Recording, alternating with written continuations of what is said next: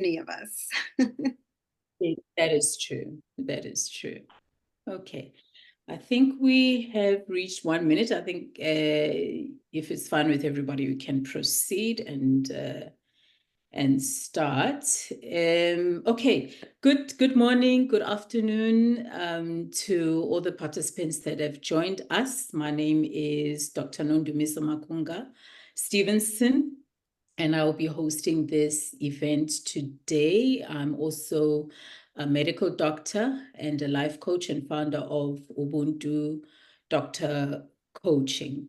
So the topic of our roundtable today is career transitions. This is really a very informal conversation, but I'm really grateful to the 3 doctors that are going to be joining us today, and I'll be facilitating their thoughts, their ideas, and especially the experiences around career transitions. So without further ado, I'm going to introduce our guests. Just a quick reminder before I do that, if you can please keep your microphones on mute as well as your video, except for the panelists. We do want it to be an interactive discussion, so I've kept the chat open. If you have any specific questions that you want answered, feel free to add it in the chat, and we'll try and make some time towards the end of the meeting to address your questions. So I really would like to invite you to do that so that we have an orderly meeting. What I'd also like to encourage you to do is, if you have comments or thoughts, to please also put them in the chat. So as I start with the introductions, for those that are joining us, please feel free to engage on this very important conversation. So the first speaker that I'm going to introduce is Dr. Michelle Bailey, who's a retired board-certified pediatrician, and she's currently working as an executive medical director for a top-tier international global CRO contract research organization here in the United States. She spent more than 2 decades at Duke University Medical Center. And if you know Duke University, you'll know that it's considered an Ivy League university, where she coached and mentored numerous medical students, trainees, faculty on physician self-care, and she's also served as the director for The Refuge, which is a mindfulness-based stress management program for medical professionals. She's passionate about physician well-being, and she's also the founder of her own coaching organization called Michelle Bailey and Company, LLC, where she provides coaching, educational courses, and other services to support the physician community. She's known for empowering physicians to take control of their career, and for those who are ready, she helps them to successfully transition to a non-clinical career that they love. She is a proponent of mindfulness as a vehicle to optimize child health as well as physician well-being, and also helping others to live purpose-driven lives. Welcome, Dr. Michelle Bailey. Thank you so much. Thank you. Dr. Bibi Phetla, somebody that is well known to doctors, particularly in South Africa, but beyond. She's a wife, she's a mother, she's a medical doctor by profession, born and raised in Jane First, Kukuni in Limpopo. And she comes from a long line of spiritual leaders from her paternal family, and iconic entrepreneurs from her maternal family. And so she's brought these two together, the entrepreneurship as well as the spiritual enlightenment, and brought this into the medical profession. She has subsequently gone on to acquire her second degree, an MBA, Master of Business Administration, where she specialized in strategic performance management and mentoring and coaching. Dr. Bibi is driven and inspired by contributing to capacitating individuals into performing at their peak in their relevant fields of influence, while still hitting that homework harmony sweet spot. She's also passionate about contributing to establishing and restoring stable and functional family units. Welcome, Dr. Bibi Phetla.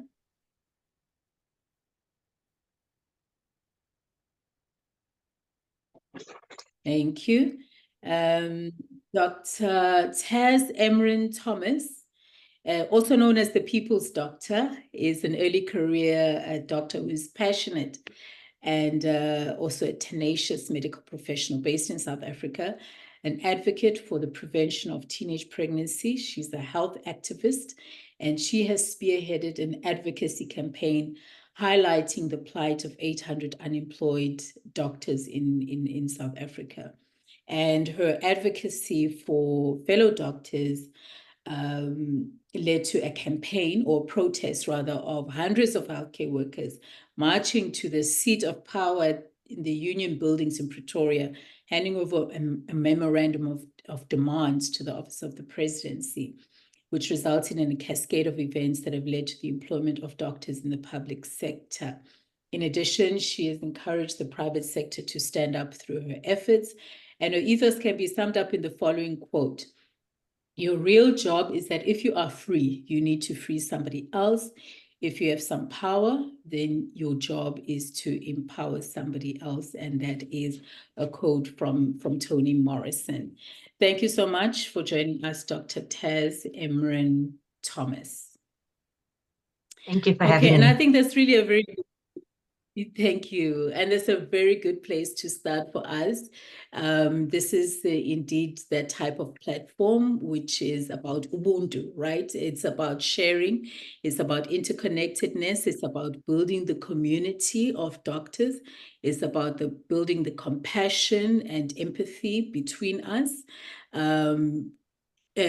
Building and working on collective growth as the medical community across borders, but also respecting our diversity. So thank you so much to the panelists for joining us. Just to get the ball rolling, I'm going to ask Dr. Michelle Bailey just to take us through the thought process that a doctor should engage in terms of deciding whether they are ready for career transition. How would you know if you are indeed ready for career transition?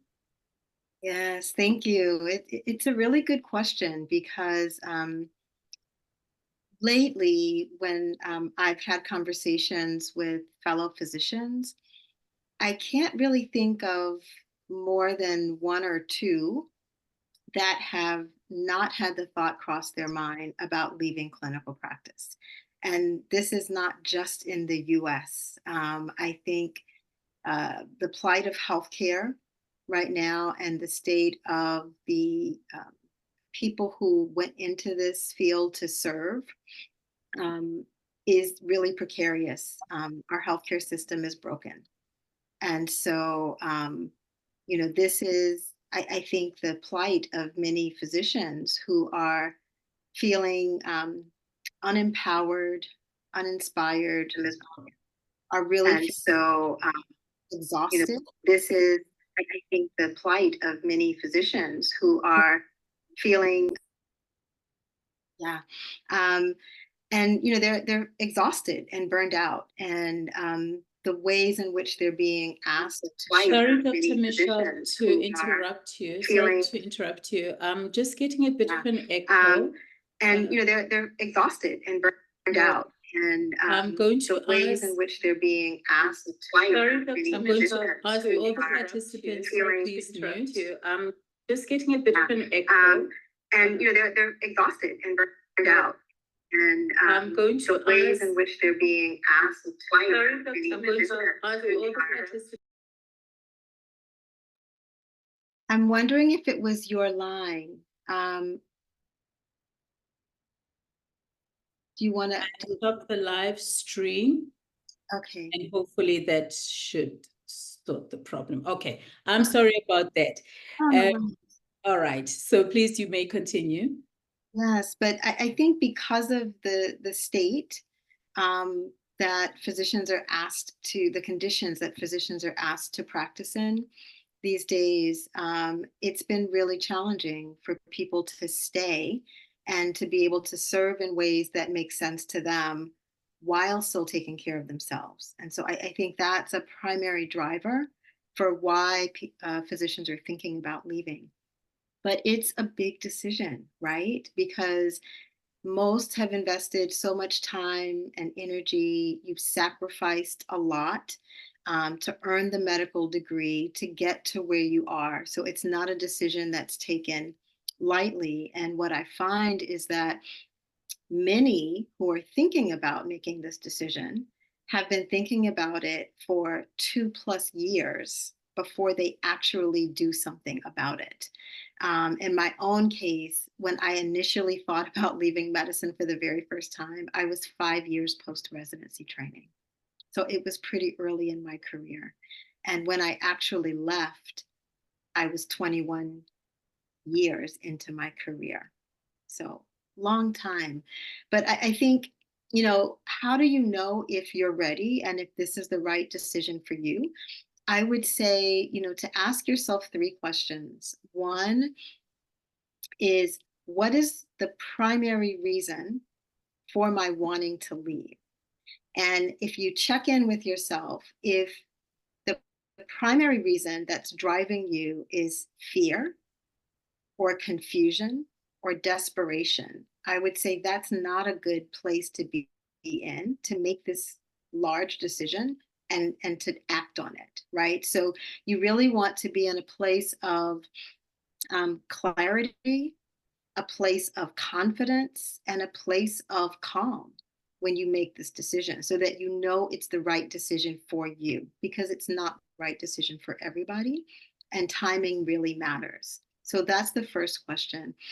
I think the second way to tell if you're ready is whether or not you can imagine yourself doing something different than what you're doing right now and actually being happy and fulfilled with that. For a long time, the reason I didn't leave is because I couldn't imagine doing anything else. I was 12 when I decided I wanted to be a physician. This is what I had worked for the majority of my life. And if I wasn't going to do this, then what was I going to do? I had no idea. And so that's the other thing. And it wasn't until I recognized that my true calling was not to be a doctor so much as it was to be a healer. I then realized that there were other ways to facilitate healing and minimize suffering for people besides being a traditional doctor seeing patients one-on-one in a clinic. And that's what allowed me to sort of reframe and shift my perspective, where I could then see myself doing something else that would allow me to still participate in that facilitation of healing, because that's really what was important to me. And then I think the third thing is to know that if you make this decision, that you are at a place where you can accept that it's the best decision for you at this point in time with the information that you have. If you are set on making the right decision, and I'll put right in air quotes, you're not ready, because you will find evidence to support the fact that this choice was not the right choice for you. And so you have to come to a place of acceptance that if you're going to make this choice, this is the best choice, and that you're going to embrace that. So those are 3 things that I would say would be helpful in just checking in with yourself and understanding whether or not you're ready. Yeah, thank you for that response. Dr. Taz, I want to pick up on the thread from Dr. Michelle about making the right decision in the face of fear or maybe lack of opportunities. I know you've done a lot of work with early career doctors who are currently unemployed. What is your thinking, or what are you hearing from the doctors who are considering leaving medicine, perhaps as a result of the current situation in terms of employment? Can you speak to us about your engagement with doctors around those who are thinking of leaving medicine? What are the discussions that are happening there? Thank you for that question. It's very interesting because the current climate that we find ourselves in as doctors, or the post-ComServe cohort of doctors that are unemployed, the mindset is still currently desperation. It's still fear. It's still hopeful that the public sector will stand up and take responsibility and employ them. So I don't think the conversation has even come about yet of jumping ship or thinking of non-clinical options, because I've done a lot of work in the background with the private sector and coming to my colleagues and saying, look, there are a few opportunities in the private sector, but it's non-clinical. They're very hesitant. And I don't blame them, because we were sold a fairy tale of, if you serve people, you'll have job security for the rest of your life. And for most of us, we all went into it wanting to serve. So now post-ComServe, we still want to serve, but the infrastructure, or rather the entirety of where we want to serve, cannot absorb us. So we haven't even, or rather the doctors, they haven't shifted yet into thinking that it's not possible. Let me look at a non-clinical option. So the idea of jumping ship is very scary, and the conversation hasn't even started yet. So I don't think in this current state that we're in, that doctors post-ComServe are even entertaining that thought. I've tried to have the conversation, because I can see that there's much more to being a doctor than just working in government and in public sector. But it took the shock of being unemployed to realize that times are changing, the system has failed, but it's also changing. So either you sit back and you watch it fail in front of your eyes, or you evolve with it. So I think that realization and acceptance still needs to happen, and it's a painful one. So yes. Yeah, no, thank you for that. And Dr. Bibi, so you're somebody that perhaps you might have had wisdom to foresee that in future the health landscape is dynamic, right? And more so now in the past 5 years or so, you know, it seems like the sand is rapidly shifting under our feet as doctors. And as Dr. Taz is saying, you know, people are going to have a rude awakening and be forced to use the phrase adapt or die, right, in the medical profession. You made the decision to shift your focus some time back. Can you take us through what it was that you considered and how you were able to transition or extend even your scope as a medical doctor? Okay, thank you for the question. I think, you know, like Dr. Michelle mentioned, there is usually an element of, you know, that maybe this is not that it's not for you, but something about it you would like to change, or, you know, adapt it in a different way. For what I mean in my case is, immediately when I completed while I was actually even doing my ComServe, I knew that I can't stay in government. Already I knew that. So it wasn't something that I planned, I should be honest. I just got so frustrated because, you know, you'd have a situation where you need resources to take care of your patient. You don't have the resources, and you are the one who has to watch the patient suffer and explain to the patient why there's no this, why you can't do this procedure now. So it just got a bit too much for me from that perspective, a bit traumatic, because we have a big dilemma in terms of leadership, basically more for leadership and management. crisis, and that you realize that, okay, as an individual, you cannot do anything about it. But at that time, I thought to myself, okay, let me go into private, because in that way, I have control of how I want to take care of my patients. So that was the driver. And I guess also an element of entrepreneurship that I was not even actually actively aware of, that I actually discovered later as I grew, that I'm actually drawn to entrepreneurship. Then that is when I did my MBA, but there was a bit of pressure from my father to do the MBA. So it wasn't even like a passion that I had, like, okay, let me do MBA. I didn't even know about anything about MBA. I wasn't actually interested. But my father said, do an MBA to give yourself a bit of leverage in terms of being able to do other things. The other reason was that you need money for everything. Money is always at the center in any sector. So a bit of, a structured training around money, because remember in medicine, we are taught nothing about the business side of medicine, just some financial management. We know nothing about it. And then we get into the real world and everything has money at the center, because even the leadership and the management issue is big on, the compromise on the resources. So now when the resources are compromised, it also compromises patient care.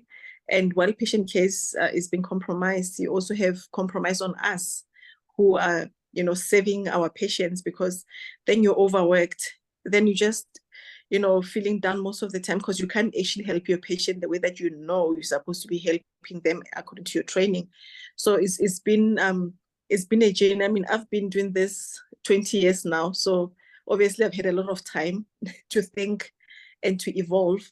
So with what I'm doing now, so I'm still doing clinical medicine, but I have an element of, I'm doing other non-clinical things. Like I co-authored 2 books, which is a good idea, because it allows you to go into other spaces that are not necessarily medicine. Your book opens different doors that are not related to medicine at all. So just being an author, I actually did so many things. There was a time where I had a clothing line. There was a time where I had my own spa.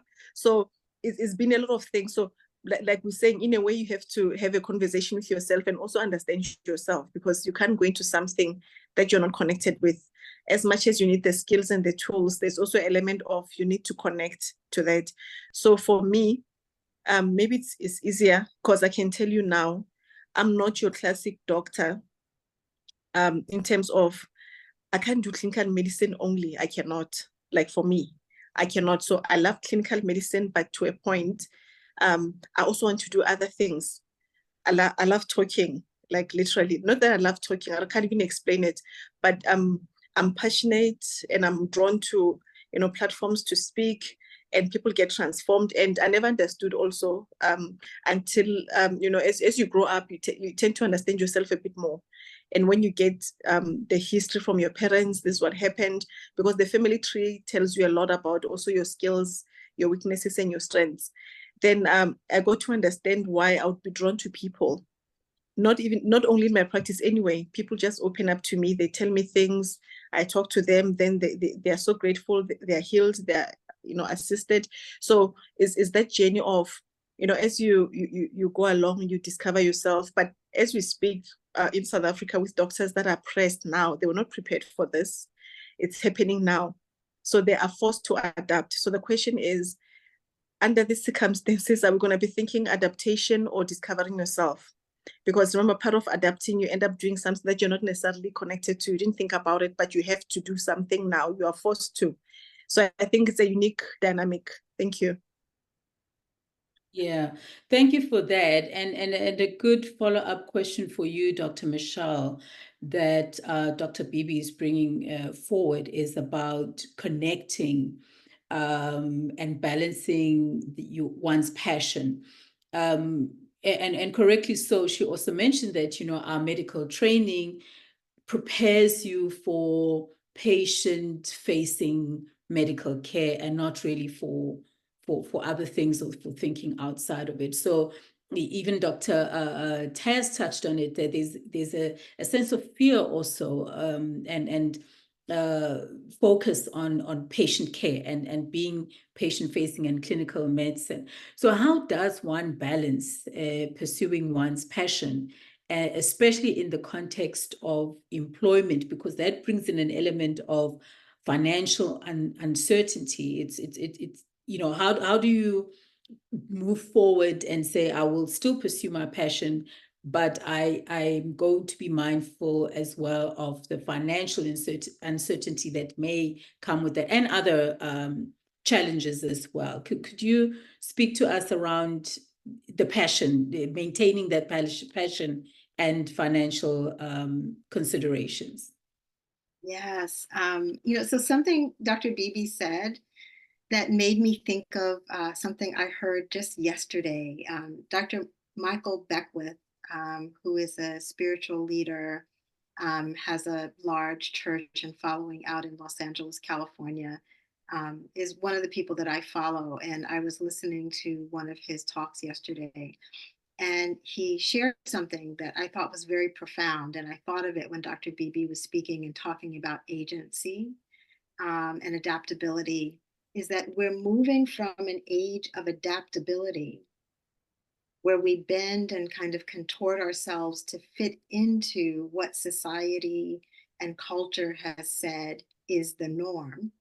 And instead, we're moving into this age of agency. And I think that's something that could be really empowering for doctors at this time, you know, is to think about their agency and how they are able to implement that to create a life and work that is meaningful to them. So, you know, we talk about connections. The connections are so important.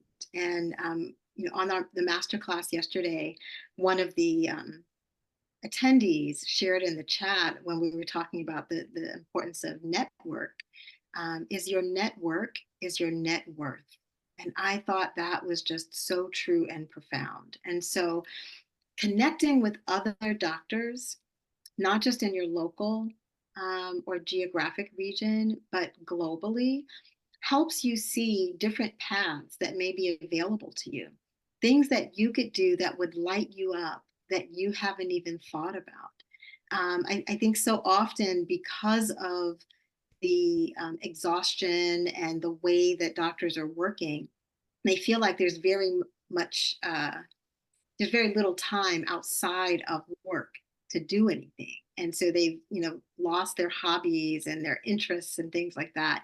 But you can reignite that passion just in conversation with people. And it doesn't even have to be face-to-face conversation. It can be virtual conversations. It can be written conversations. But as I reflect over my own career, I constantly was doing things that I naturally enjoyed. And, you know, so Dr. Beebe mentioned speaking and writing. I authored a book. I started doing speaking events, you know, speaking academically, first in my local area and then more on a regional basis and then national, and got invited to do some international speaking. I was doing some teaching because I really enjoyed that. So I kept finding ways to reimagine my career. And I think that allowed me to stay in academics and clinical medicine as long as I did, because for each new thing, you're bringing that passion and excitement to it. And it gives you a boost of energy. It recharges and reinvigorates that passion that led us into medicine in the first place. So that's something that I would encourage people to explore, like what lights you up. And then also notice at the same time what drains you, and see if you can let go of more of those things and fill your plate with more of the things that light you up and energize you. But last thing I'll say about that is also remembering that too much of a good thing is still too much, right? And so that's where I got to, that I had replaced the majority of things that drained me off of my plate, and I was like filled it with all these things I was loving. But then I realized, oh my gosh, like stuff is falling off my plate because I just have too much on it. You know, I keep adding, keep adding, keep adding. And I'm not taking things off because I enjoy them. I was only thinking about removing the things that I didn't enjoy. But it's a balancing act and it's a dynamic process. It's not static. So you have to continually reevaluate, what does balance look like and feel like for you based on the stage of life and career you're in at that time. Yeah, great. Thank you for that response. And something that you touched on here is the power of networking, which again, I'll stress, this is the reason why we are all here. For those that don't know, Dr. Michelle and I met on a Facebook group, a local Facebook group, also in the power of networking. The same with Dr. Bibi and Dr. Tez. You know, it's all about networking and reaching out to other colleagues. I'm going to come back to the role of mentorship and how to do that effectively. But I do know one person that does use a tool of networking very well is Dr. Taz, and how she uses the online platforms and social media. Dr. Tez, can you give us your thoughts around how you can encourage doctors who are seeking career transitions to utilize the online social media platforms for career growth and specifically for career transitioning? Thank you for that question. So if I have to be honest and completely transparent, I feel like the first step is for us as doctors to understand that we are a separate entity from our career. So we're first a human being before we're a doctor. And the moment you can separate that, you can start understanding your voice. Not just listening to it, but understanding what your voice sounds like, the power of it outside of you being a doctor. The moment you can hone that skill, I feel like then you can start looking far beyond just you being a doctor. And why I say that is I have been fortunate enough to look at myself, or I come with this entirety of challenges and being a human, and being a doctor is one of it. So I've always approached social media as a human being before I approached it as, I'm a doctor, do you want to employ me? What we need to understand as doctors, as professionals, yes, there's a million doctors. So if you're going to go to LinkedIn and say, I'm a doctor, and then what? What is separating you from me? A lot, but you don't know how to package that. You don't know how to verbalize that, because you think that wearing the badge of honor that is being a doctor is all that you are, which is not. So what I can encourage very strongly is that you separate yourself from your career. You find out what your voice sounds like, what's your authentic message you want to drive. Whether it be you're looking for a job, right? That's okay. But what type of job are you looking for? Why should someone consider you over me? And it's not about being conceited and saying, I have all these skills. And you feel, oh, that might be, oh, it's an ego thing. It's not an ego thing. You have a set of skills, know how to package it, and then know how to communicate that. And I think for the longest time, especially in our profession, we are taught that we're all the same, that we all have the same skill set. Don't say you're better than the other person. And I'm indeed encouraging that. Don't say you're better than the next person, but also understand that you do have a sort of uniqueness that you need to discover. Because if you don't know what your uniqueness and your authentic self is, how am I going to discover it? I can't. So you need to discover it and then present it to me. So I know it's a little bit vague, but I feel like it starts there. I feel like that's the beginning of it. There's a whole lot of social media toolkits that I can say, oh, do this. This is how to encourage engagement. But if you don't know who you are and you don't know what message you want to put out there, you'll get lost with every other brand that's out there. So thank you. Yeah, no, great insights about or being authentic, right? And who you are. And indeed, that is what separates you from other people, having your own unique voice.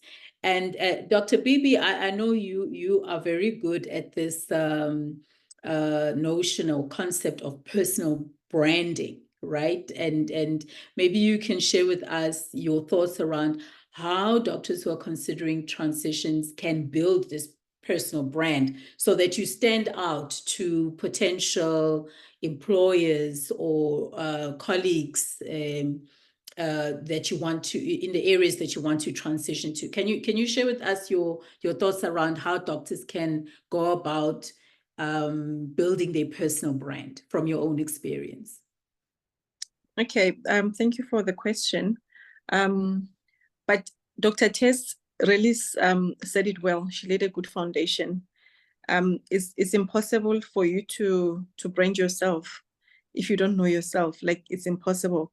But of course, if you are fortunate and you have a mentor or you have a coach, they can help you to discover that, because sometimes you really don't know, because you are so used to just thinking of yourself in a certain way.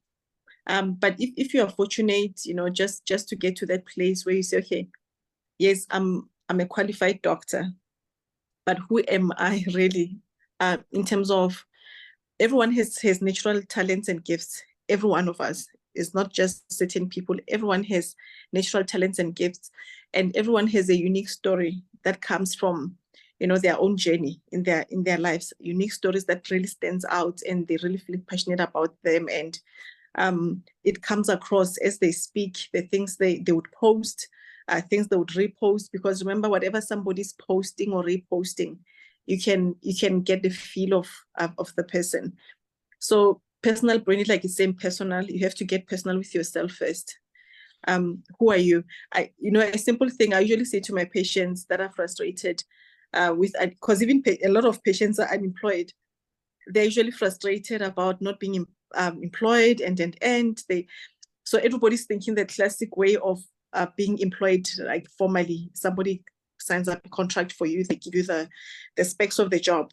And then I usually say, look, there's something that you can do, and then only you can do in a certain way. But you have to discover that. But for you to discover that, you have to have some time and find out what it is that you can do. And then after that, because of the pressures of, even employers say we don't have budgets, we're already cutting down, and so you also need to have that proactiveness of being willing to go and serve.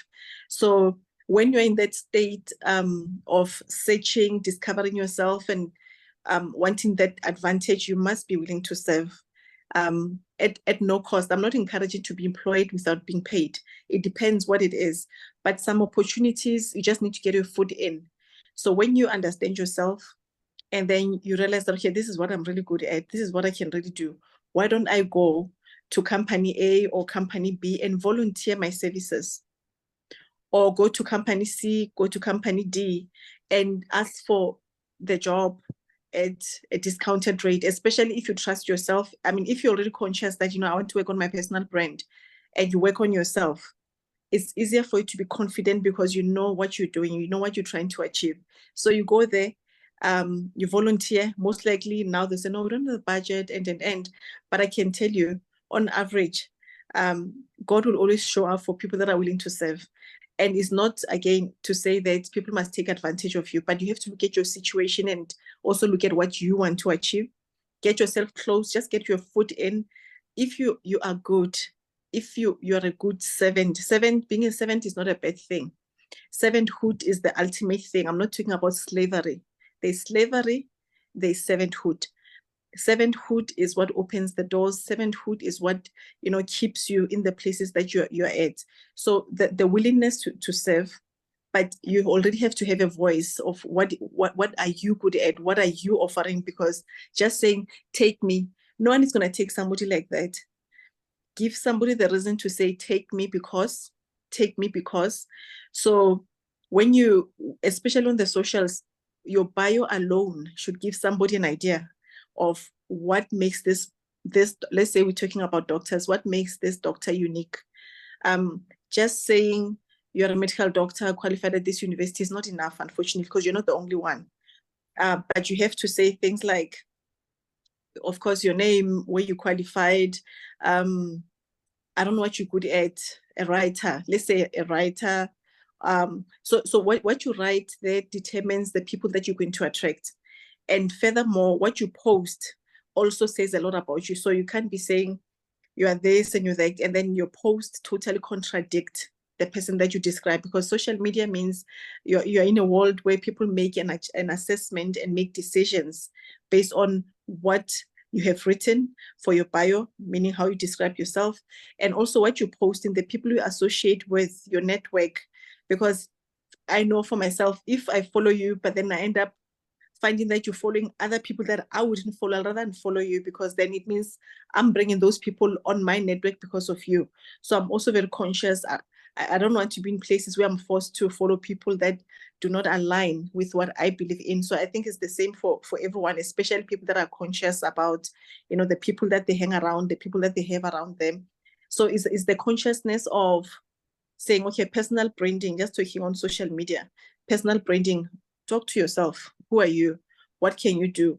What can you offer? What are you good at? Some of the things you haven't done yet, but you know naturally you're always inclined to that. So you add that on your bio, because you might just attract a post in a media house and you're a doctor. And because you're a doctor, meaning to some extent you have managerial capacity, you can still go into a media house and then you end up being in senior management position, because somebody would understand, okay, if this one survived doing a medical degree and they are good writers, okay, maybe we can try it out, because they'll also have a bit of empathy because they're doctors. Of course, employers also need to start thinking differently about the people they employ. So, and now since doctors are employed and we're frustrated everywhere, employers and people that have opportunities need to start opening up their own minds to doctors to say, yes, she's not a qualified marketing specialist, but because she's good, she's got a good following, it means she's doing something right. She's a doctor, okay, she can cope working with people. So it's like a whole everything affects each other. Thank you. Sorry for the long answer, guys. I don't have short answers. No, we can talk all day about career transitions because it's very topical at the moment. And speaking of that, Dr. Michelle, this is a question for you as well. I think both Dr. Taz and Dr. Bibi have spoken about the power of personal branding and extending yourself to different, with different skills.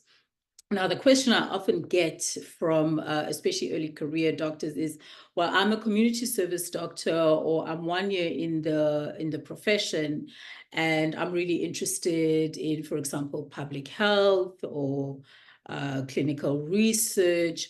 What qualifications do I need to have? Should I go ahead and enroll for an MPH, or do I first get the job and then get on the job training, or I want to go into pharmaceutical? What is the most practical step for doctors in terms of adding to their qualifications and improving their skills? How would you advise them in that regard? Thank you. This is such a great question. I think one of the things that makes it difficult for physicians to think about transitioning to a non-clinical career is that they may go on LinkedIn or other job boards and look at some positions that they've heard other people have gone to, and they look at all the qualifications that are listed and they don't see themselves in that. They say, oh no, I don't have those qualifications, I can't do that. Really, what we need to look at is the education, the experience that we already have, the skills that we have, and how those skills may translate in a different way, in a different position, in a different industry. So like a great example of that is leadership skills.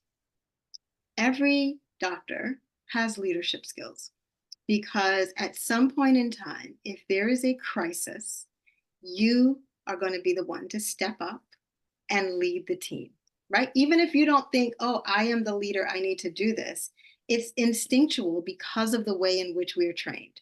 right? We're the ones who run towards danger instead of running away from it. And you'll start saying like, what needs to happen here? And if you think about it, it doesn't just apply to medicine. I find that if I'm in a situation where something is going on, I'm usually one of the first ones to speak up and say, okay, well, let's figure out like, what's the problem here? What do we need to do? Right. So it's not that I think of myself, oh, I'm the leader. It's just that's a natural skill or ability that comes up because you've had so much experience and practice doing that based on the way that we're trained. So that's something that can be applied in other positions. Perhaps you want to think about being a chief medical officer for a small biotech company that's developing a drug for people with a certain condition that has affected your family. So there's a passion there, there's a purpose there. That is going to motivate you to do a lot of things and sort of learn the job as you go. So some of this is not, do you have all of these things already on your resume, but what things are in that job description that you can honestly say, oh, I have this skill already. It's just that I applied it in this way. And now I would learn how to apply it in this different way. We call these transferable skills. And it was a term that I wasn't familiar with earlier on. But the person who I was interviewing with for my first non-clinical position saw that in me. He said, I can teach you how to do this job. What I'm hiring you for is the things I cannot teach you, the experiences that you've had with patients, the ways in which you've, communicated with other physicians, your being a part of a multidisciplinary team and understanding that value of collaboration and teamwork, right? Like all of those are skills that you may bring to the table, but you don't necessarily see. So kind of back to what Dr. Taz and Dr. Bibi were saying about branding, sometimes we have our own blind spot about what we're good at. We don't see it as being good at something because it just comes naturally to us. And we think everybody just does this, but they don't. And so sometimes you need to ask others what they think your gifts and talents and strengths are. And you may be surprised if you ask enough people, like maybe this is even a challenge to the people who are listening. Go ask 20 people what they think your skills, strengths, and talents are. And then look for the commonalities. So I started doing this myself. I did that exercise of asking people, but then I also started paying attention to what feedback I was getting from people and if there was any pattern and overlap in that. And what kept coming up over and over again was calm. You're always so calm.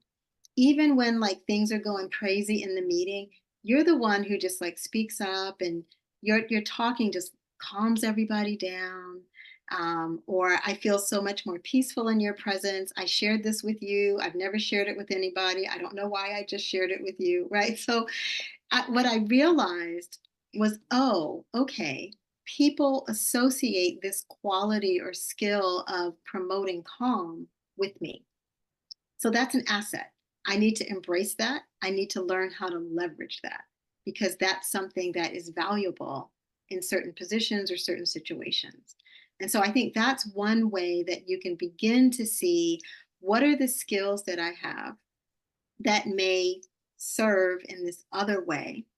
And you always want to look for where is the match, where's the fit, right? Any company, whether that be a healthcare organization or a non-healthcare organization, if they are looking to hire, it's because they want somebody to solve a problem that they currently have, right? So when you go in, it's not about, do I have all the qualifications? They're really just listening to see, can she help me solve the problem that I have? Right? It's as simple as that. And then for you as the interviewer, interviewee, does this company, organization, role solve a problem that I have, right? I'm bored in my current career. I'm not feeling fulfilled. I feel like I'm undervalued, underpaid, right? So there's some problem or challenge that we're experiencing for us to go out and even look or think about other positions, right? So how can they solve that for you? And how can you solve the problem for them? And where you have that overlap, that's a good fit.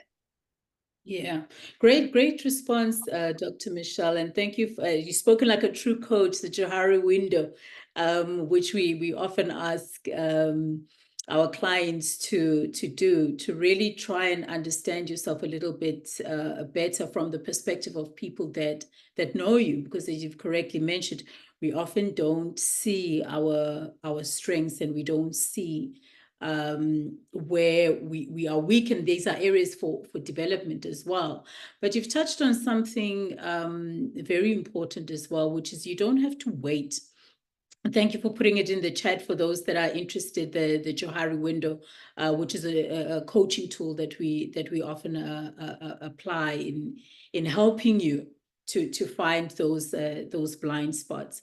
I was saying there's something that we often overlook is also particularly in women, is that we want to wait until we meet all the requirements of the position, right, before we actually apply to a position, and as you've mentioned, most companies that hire, particularly from my experience, whether it's hospital management or pharmaceutical company or clinical research, have an understanding that what is of value to them is when you are in the position. And so that is the reason they offer so much in terms of training you on site, because what is important is what you are going to contribute in that position. But that often holds us back as clinicians to apply for jobs, because you want to make sure you meet all the criteria 100%, including the qualifications. Now, I want to go back to Dr. Taz, because Dr. Michelle, you also mentioned the importance of leadership as a skill, or that we don't often utilize in positioning ourselves well for career transitions. Now, Dr. Taz, I'm going to call you a leader. I hope that you accept that title, whether you like it or not. I think it's a true reflection of what you've done in the past few months when it comes to working with your colleagues that are unemployed. And just ask you around the support systems that you have put in place to help you during this process, because we know that we are a community of doctors, but invariably when you are transitioning from one role to another, there's a support system and the structure that you need to have around you in order to be able to move successfully forward into a new role. Can you speak to us about that, Dr. Taz, the support systems that helped you to transition into the leadership aspect? I know you have other roles as well, but specifically around leadership in the medical community. Well, thank you for that. Dr. Phetla, actually, I'll give you context. Post-conserve, I was this distraught unemployed medical doctor, and I didn't know what to do with myself. I was always someone that was very passionate about advocacy, but I'd never realized that that's something I'm good at. Dr. Phetla and I met, and the first conversation off the bat, the first thing she said to me was, this is what you're going to write on your LinkedIn. You're going to write keynote speaker. I'm roping you into a meeting this afternoon, and I'm wondering, who's this woman? And I love her passion, but I can't understand why she wants me to speak. And I keep telling her, I'm so nervous. I can't do this. And she says, just do it. And I remember being on a conference call with her and a few of our other colleagues, and these are all qualified people with MBAs, and I'm just I'm just a post-com serve doctor. And I remember sitting there, but there was a sort of, because I was invited into the room, and because just one person believed that I was capable of leadership, I just went in and I sat as if I was a leader, and I was like, well, I wouldn't be invited if I wasn't. And I just started speaking. And after that, it really unlocked something that I think I kind of knew I had, but I was too afraid to own. So Dr. Phetla was such a, she catapulted me into this leadership role. And she really helped me. She helped the belief of just believing that I can do it. And so, Dr. Phetla, thank you very much. And definitely God is at the center of it all for me. That's the beginning and the end. Just seeing his hand in my life constantly reassures me that I'm on the right path. So definitely going back to God, starting my day with him and ending it with him. And then obviously my husband, my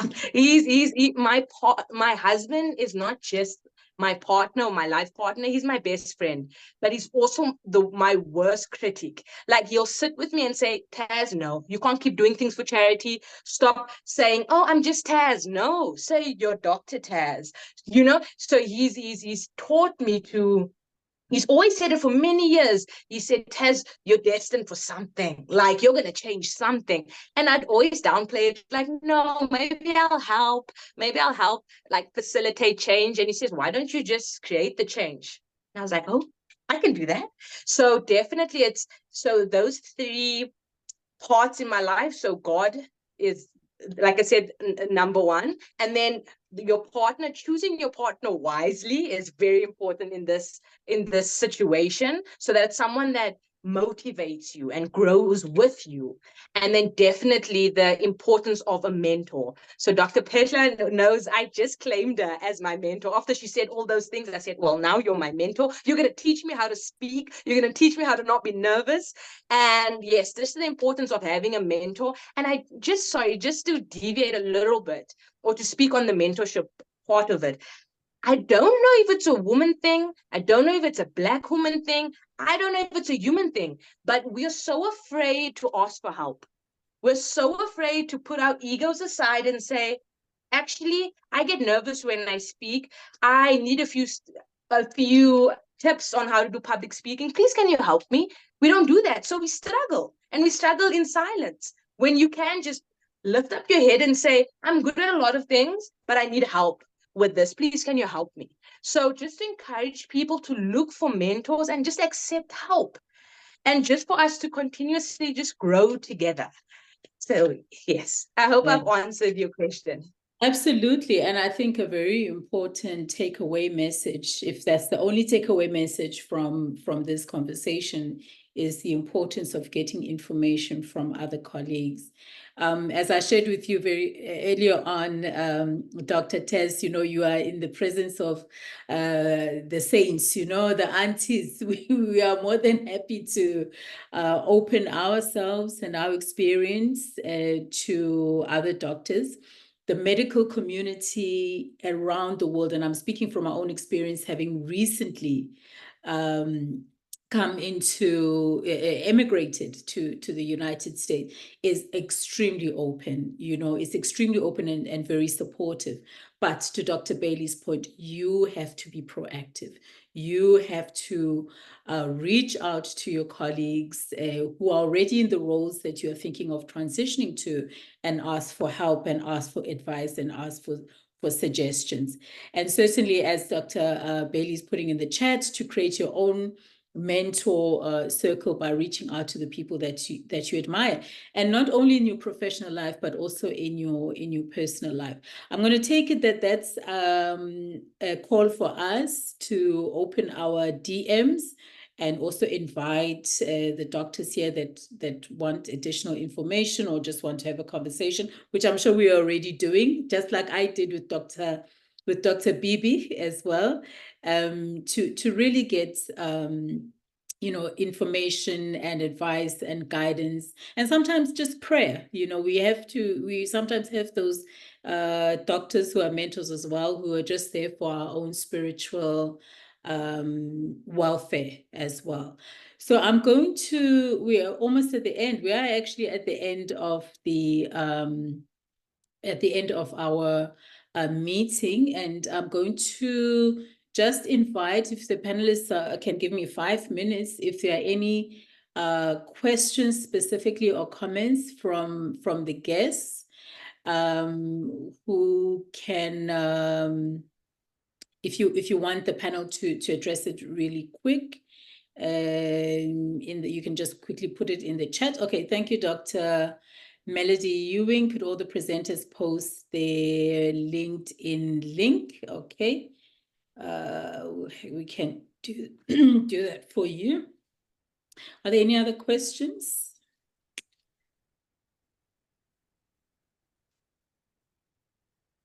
Any comments from the participants in the meeting before we close off? Have sent a connect request. Looking forward to networking. Such an eye-opener. Thank you, Dr. Zikomo. Dr. Ewing, thank you. So yes, please feel free to go into our LinkedIn profiles and request to connect, and I'm sure we'll be more than happy to do that. And thank you, Dr. Michelle, for sending your link as well. Dr. Michelle, would you mind sharing also the link to the training that you had on career transitions in the link? And we'll ask the participants, those that are interested. You can also see the specific training that Dr. Michelle does as a career transition coach, and that's one of the areas that she coaches on. Okay, and my LinkedIn, you can connect with me, also Dr. Nondumiso Makhunga-Stevenson. Okay, so that is the masterclass. Catch it now. If you can copy the link, and you can follow the conversations that she had there. Okay. Any closing comments, Dr. Michelle? I'm going to just do a quick round before I close the meeting. Yes, if you go to that link, it's going to take you to the registration page for the masterclass, which was yesterday, but still fill it out, because then it will put you on my list, and I can then send the replay to you. Okay. I think the last thing I just wanted to share is just a reminder that you have choice. You have agency, and you can build and create a career that is of service and also supports the life that you want to be living. Great, thank you so much. Dr. Bibi, our coach and opener of doors. Okay, thank you for this. First of all, Dr. Nondumiso, this is great because we're teaching each other to support each other. Look out for each other, because we do need that network of, kind of being on the same page and being there for each other. It's very difficult to get things done by yourself, but with a good network and support, we're able to do more. So we have to keep on doing this. I mean, as doctors, for you to qualify to study this degree, for this degree completed, definitely there's no way that you should be doubting what you can do. There is a lot that you can do. Like we all agreed that, leadership skills, so you can literally go into any field just with the leadership skills, plus your gift, your natural talent. So we should not be dismayed. No one is holding our destiny. We still have our destiny. Thank you. Thank you so much. Dr. Tess, last words? I feel like everyone said everything already. So I've learned so much just from all three of you. And I just want to take this opportunity to say thank you. Thank you for opening the door for not just myself, but the cohort of doctors that I come with, because I represent them as well. So just opening up our eyes to see opportunities that we would have never looked for. So I just want to say thank you so much for this opportunity. Great, thank you all. I will definitely share the live recording on the Ubuntu Doctor Coaching page and other platforms, as well as with the guests. So yes, we can wrap it up there, and wishing you a great week ahead. Thank you, everybody. Thank you, and good night to South Africans, and enjoy your lunch that side, you guys in the US. Thank Bye. you. Bye. Bye-bye. Bye.